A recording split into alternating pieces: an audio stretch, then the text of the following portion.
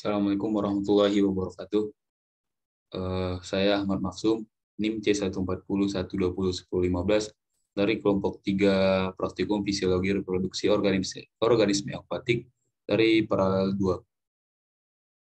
2. Pada video kali ini, saya akan sedikit menjelaskan ringkasan dari praktikum minggu ke-2 sampai ke-14 ya, yaitu mencakup materi ciri seksual, organ reproduksi, perkembangan gonad, diameter telur dan fekunditas, kemudian GSI dan HSI, induksi hormon, seks reversal dan pewarnaan asetokarmin, teknik bioasai, dan juga penguatan gamet.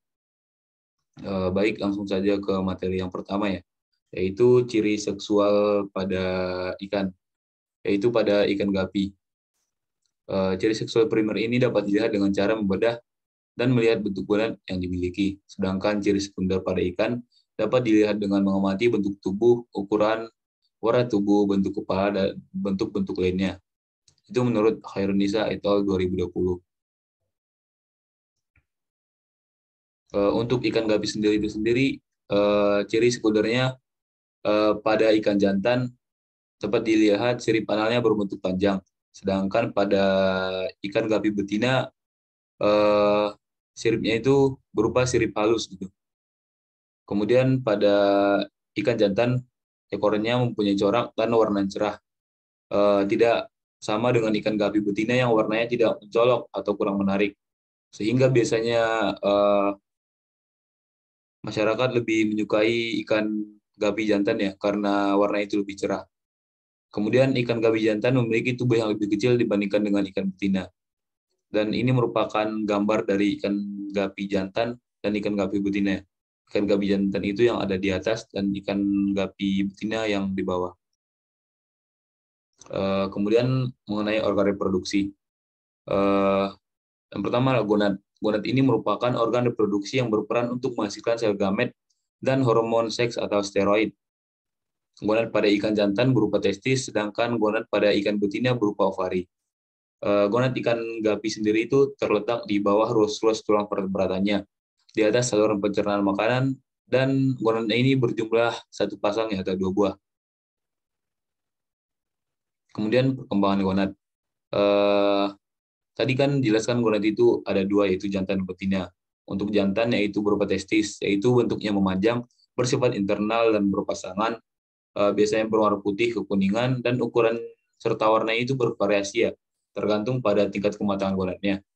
Untuk betina, yaitu ovarium, bentuknya longitudinal, bersifat internal dan berjumlah sepasang.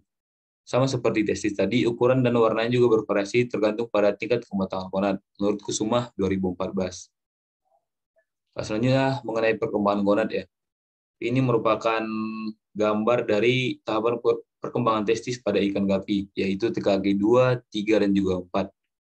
Pada TKG 2 ini, ukuran testisnya lebih besar ya, dan memanjang. Kemudian warnanya berwarna krim dan bentuk permukaannya masih halus. Sedangkan pada tingkat kematangan gonad 3, ukuran testis mulai membesar, berwarna putih bening, transparan, dan bentuk permukaannya lebih persegi. Sedangkan pada tingkat kematangan gonad 4, ukuran testis dari ikan gapi sudah besar ya, dengan warna yang putih susu dan juga testisnya makin pejal gitu, menurut Kusumah 2014. Kemudian mengenai diameter telur dan kuantitas. Diameter telur ini dipengaruhi oleh perkembangan gonad. Dikarenakan dengan perkembangan gonad akan membuat semakin besar sebaran garis tengah telurnya. Jadi semakin tua gonadnya, maka biasanya ukuran diameter telurnya juga semakin besar.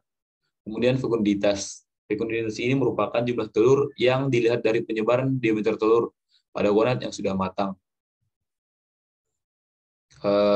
Untuk diameter telur ikan gapi sendiri menurut Khairunisa et al. 2020, yaitu pada tingkat 2, diameter telurnya sekitar 1,03 sampai 1,78 mm. Pada tingkat 3, diameter telurnya mencapai 1,53 sampai dengan 2,01 mm. Sedangkan untuk tingkat 4-nya, diameter telur ikan gapi bisa mencapai 2,01 sampai dengan 2,25 mm. Untuk fekunditas ikan gapi sendiri itu berkisar antara 10 sampai dengan 60 butir telur per ekor ikannya. Kemudian GSI dan HSI. Gunaan somatic index merupakan indeks kuantitatif yang menunjukkan suatu kondisi seksual ikan ya. Biasanya digunakan untuk parameter pemijahan ikan dan memiliki peningkatan nilai yang berbanding lurus dengan pertumbuhan gonad. Dan selanjutnya, HSI atau Hepatosomatic Index merupakan nilai persentase perbandingan antara bobot hati dan rasio dari berat tubuh ikan. Kemudian induksi hormon ya. Induksi hormon ini merupakan salah satu alternatif yang biasa digunakan untuk mengatasi permasalahan pada perkembangan ikan gapi.